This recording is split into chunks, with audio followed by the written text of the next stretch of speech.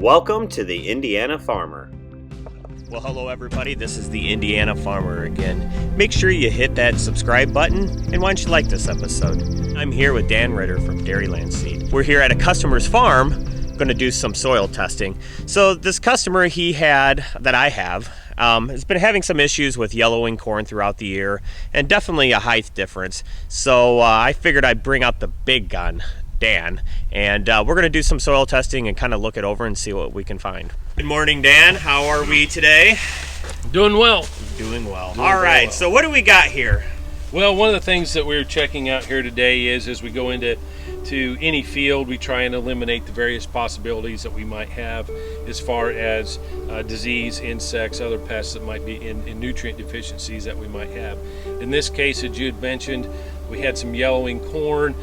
In putting some of the clues together as far as what we might have here, we have a history here on this farm of corn after corn. We're on lighter soils, and very good possibility that we could have some corn nematodes out here. So what we're going to do today is we're going to take some soil samples. We're going to take some root ball samples, and maybe about 3 of those. We're going to take about 20 soil samples, cores, blend that together, and then we're going to take that to a nematology lab.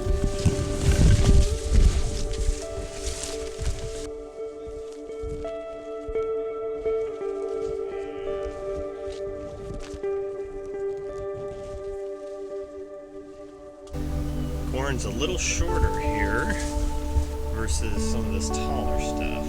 So this is the area he's been talking about. It's been having kind of a yellow look all year. And we're gonna do some root digging. All right, so we got a bucket full of roots, corn roots, and these were pulled from different areas. Some good corn, some corn that was yellowed, that we suspect was yellowed throughout the year. And what's this bucket over here, Dan? And then this is just the actual soil sample. Okay.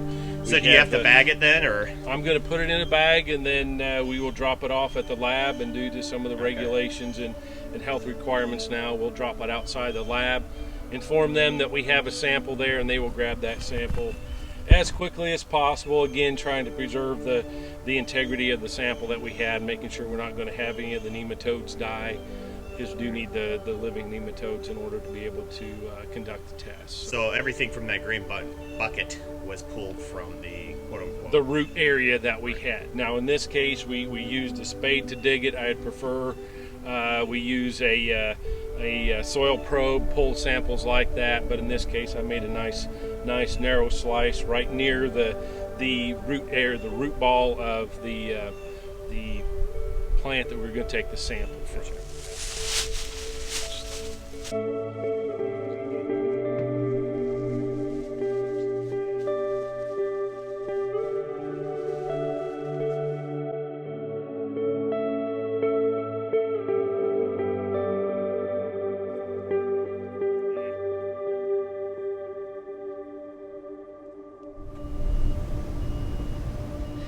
All right, we made it here to the University of Illinois, the Indiana Farmer here in Illinois. It happens from time to time. We're going to be filling out some paperwork for the soil sample we just took.